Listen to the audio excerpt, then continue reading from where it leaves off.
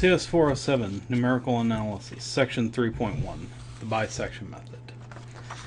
So I'm going to begin with a little bit of motivation, and I'm actually including the motivation for the chapter. I usually don't do this because it made me look at power lines a bit differently. When I was a kid, I used to stare out the window of my mother's car and gaze at the different power lines when I was very young. And the poles and lines and all the different transformers kind of took on different personalities, and I had names for all of them. Anyway, this made me look at power cables in a completely different light, and I'm not sure if that's a good or a bad thing. Anyway, the motivation is here we have an electrical power cable that's suspended at points of equal height, these two poles that I've drawn here, from two towers that are 100 meters apart. So this one's located minus 50, this one at plus 50, that's a total distance of 100 meters apart. We allow the cable to dip 10 meters in the middle, so it can dip a total of 10 meters. How long is the actual cable? So let's see how we can use the bisection method to figure that out. So what we know is that the curve is assumed by the suspended cable is actually something called a catenary. And when the y-axis passes through the lowest point, right here, we can assume that an equation is of the form y is equal to lambda times hyperbolic cosine of x over lambda, and we want to determine the lambda parameter. So that means the conditions of the problem are now y at point 50 is equal to y of 0 plus 10 for the 10 meters. And from there we can actually obtain the lambda times the hyperbolic cosine of lambda, or 50 over lambda, is equal to lambda plus 10. Now, basically we find out that lambda is equal to 126.632, and then we can substitute that 126 value into the arc length formula of the catenary and get the length determined to be 102.619 meters, which is somewhat interesting. Of course, if you're stringing them up between College Hall and the old gym, you can just continue to string them any which way you want.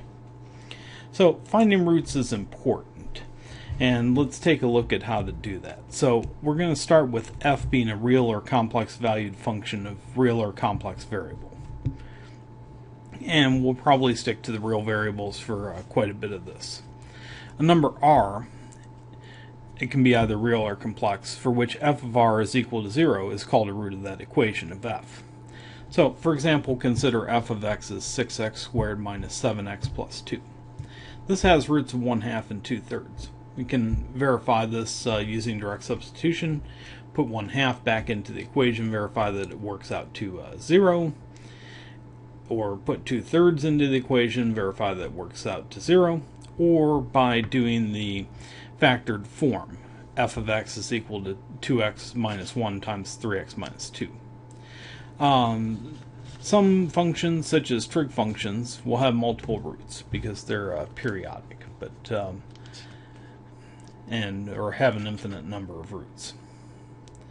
So finding roots is important because oftentimes you want a solution to a scientific problem, and the solution is a number that we have little information about other than it satisfies some equation. Now, we can write those equations so the function stands on one side and the 0 on the other. So the desired number can be a 0 of the function. So if we have a number of different ways to locate zeros of functions, we're going to be able to solve those types of scientific problems. The author has given an example where you can find roots in order to determine voltage in an electrical circuit, and the telephone wire problem that we discussed at the beginning is another good example of a concrete application of this material. So, in some problems, you can find a root in an easy manner.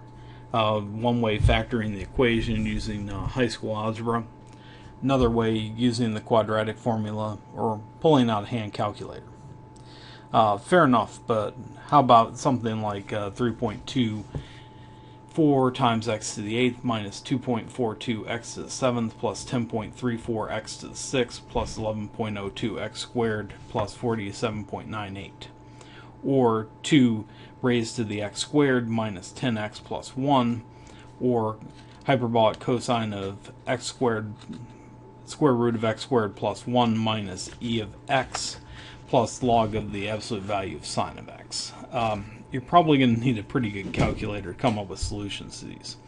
So what we want is a general numerical method that does not depend on special properties of our functions, such as trigonometric identities or other substitutions that we can make. We will rely on some special properties, namely continuity and differentiability.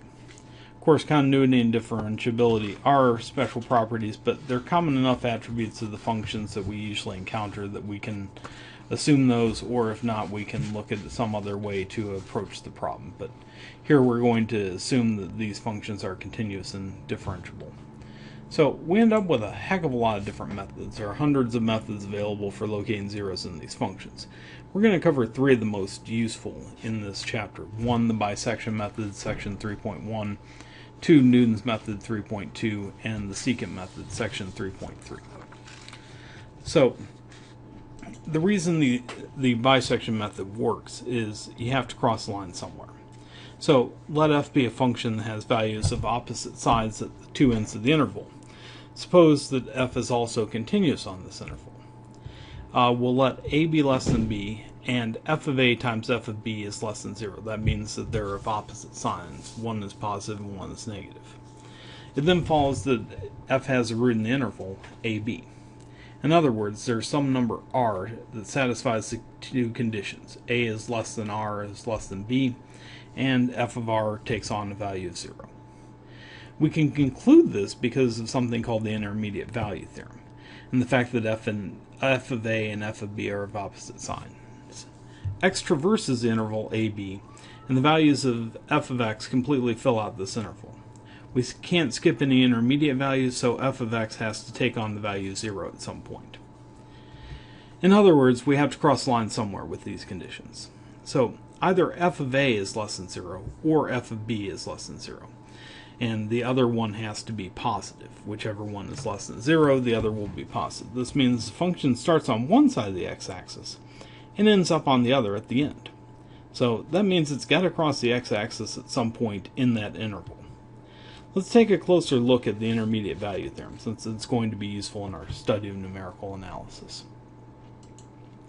So here's the Intermediate Value Theorem. If the function f is continuous on the closed interval ab, and if f of a is less than y is less than f of b, or f of b is less than y is less than or equal to f of a, then there's some point c in the middle of a and b, such that f of c assumes the value y.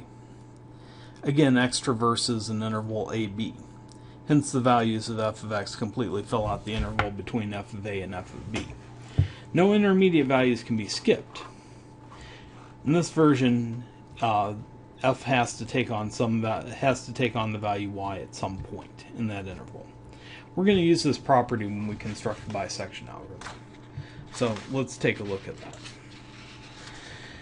Okay, so we have a problem with the continuous function on the interval ab where the function has endpoints of opposite sign.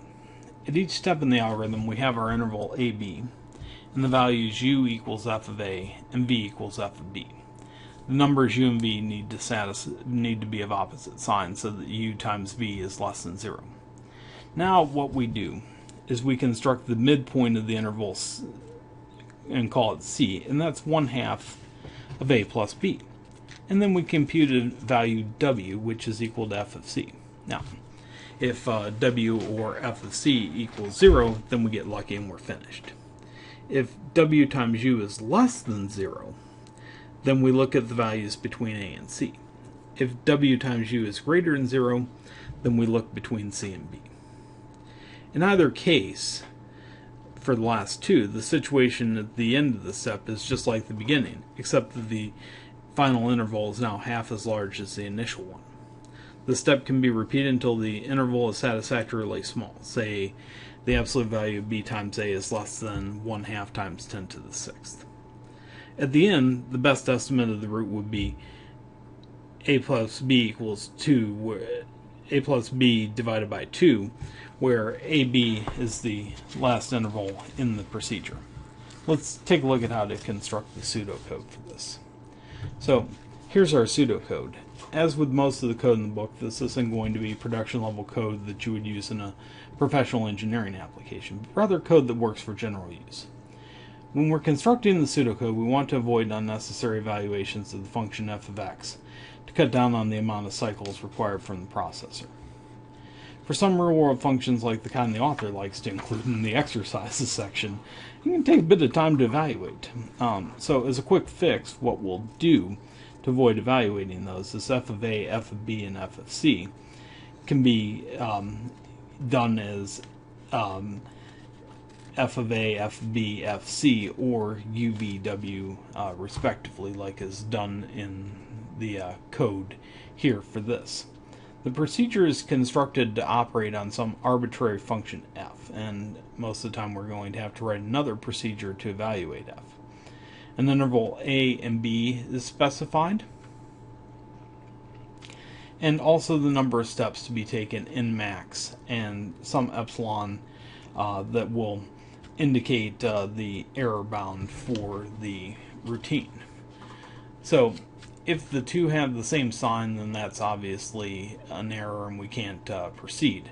Otherwise, what we do is we divide the interval by 2 and then check to see which one we're going to do. If we get the 0, then we're lucky and we finish up. Otherwise, we have to recursively do this again and again up until the number n max. So take a look at an example. Here we have f of x is equal to x cubed minus 3x plus 1 on the interval 0, 1. And g of x is x cubed minus 2 times sine of x on the interval 5, 2. To solve this, we would actually write two procedure functions to compute f of x and g of x, and then use the bisection routine from the previous slide. Let's see how we could create some pseudocode to incorporate these into the bisection main program. So here's a driver program, and this is going to test bisection. Again, we have the maximum number of steps is 20 in this case, and we have our error bound is 1/2 times 10 to the minus 6th.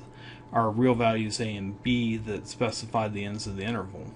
And for f, we can start with 0 and 1, and then we call the bisection method with f on the interval 0, 1 with 20 steps and the predetermined epsilon or error bound.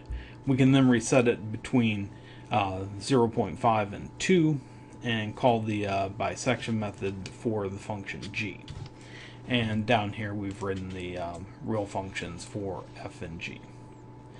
The author gives the computed results on this on page 118 of the text. The root for f ends up being 0.3472962, and the root g is 1.2361834, which match up really well when he compares them with the results in MATLAB. A couple caveats though. F is polynomial, so we can use a routine for finding numerical approximations to all values of the polynomial function. However, when more complicated non-polynomial functions are involved, there's generally no systematic way to find all zeros. In this case, a routine can be used to search for zeros one at a time, but we have to specify a point at which to start the search, and different starting points may result in the same or different zeros. It may also be troublesome to find all of the zeros of a function whose behavior is unknown. So, in general, with this approach, we need to know something about the function. So take a look at convergence analysis, and the bisection method theorem gives us bound on the accuracy of the bisection method. So if the bisection algorithm is applied to a continuous function f on the interval a, b, where f of a times f of b is less than 0, again opposite signs. After n steps, an approximate root will have been computed with error at most b minus a divided by 2 raised to the n plus 1. Now this is pretty neat, because if an error tolerance has been prescribed in advance, it's possible to determine the number of steps required in the bisection method. So, and basically what we can do is we can determine those number of steps n is greater than the fraction log b minus a minus log 2e divided by log of 2. And we can use this to determine the number of steps necessary to compute a root for an interval AB with a prescribed error tolerance. Let's see an example.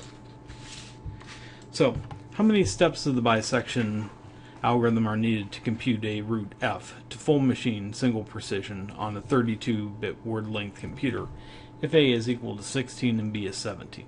Well, we start by looking at the root. And where the root's going to be located. It's going to be between two binary numbers, A and B, and those are both base 2. We know 5 of the binary digits are in the answer given up here, and we can use 24 bits in the floating point notation, so there's 19 of them left to determine. The last one needs to be correct, so the error should be less than 2 to the minus 20th. We use the equation from the last slide. B minus A divided by 2 raised to the n plus 1 is less than epsilon, and solve. And here, 2 to the n plus 1 is greater than 2 to the 20th, so n needs to be greater than 20. A little bit of discussion on the bisection method. It's a simple way to solve a nonlinear equation, f of x is equal to 0. It arrives at the root by constraining the interval in which the root lies, and eventually makes the interval quite small. Because the bisection method halves the width of the interval at each step, one can predict exactly how long it will take to find the root with any desired degree of accuracy. And root finding by the bisection algorithms, it's the same process that you've been taught in binary search in cs3 If the bisection method, not every guess is closer to the root than the previous guess, because the bisection method does not use the nature of the function itself. So that's a bit of a caveat. And basically what we can do is we can use the bisection method to get close to the root, and then switch to a faster method.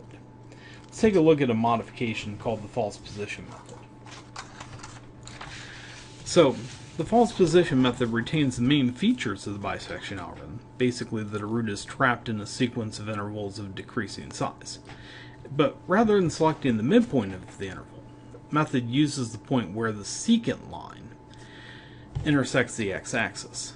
Now, the difficulty here may be finding the secant line, but it turns out that that's actually pretty easy. So, in the figure down here, the secant line over the interval AB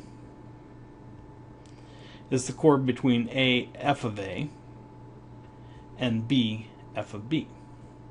Looking closely, you can see that we have two similar right triangles. There's one, and here is the second similar right triangles, which means B minus C over f of B is C minus A over f of A. And with some derivations, we can get the following formula for C. Now we can compute f of C and use the interval AC if f of A times f of C is less than 0, or CB if f of C times f of B is less than 0.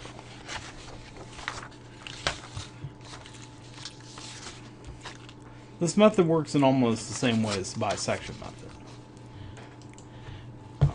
For some functions, the false position method may repeatedly select the same endpoint, and the process can degrade to linear convergence. So there are some different approaches to rectify this. And one of these approaches is when you get the same endpoint twice, we can calculate C using this equation here.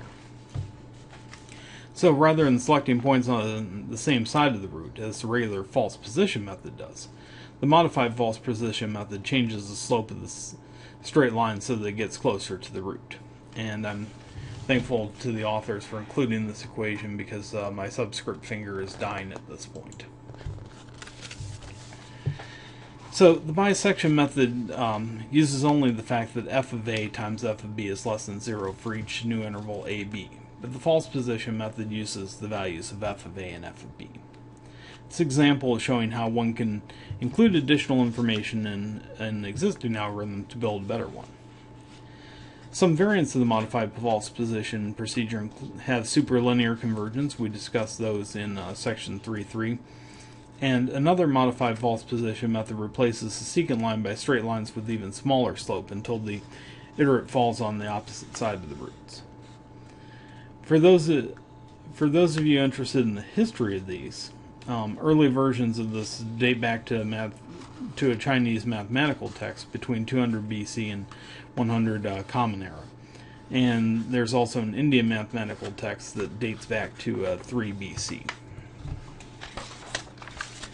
So, next time we're going to use one of these modified methods with additional information, and that's Newton's method. And Newton's method is going to use not only the function itself, but also its first derivative.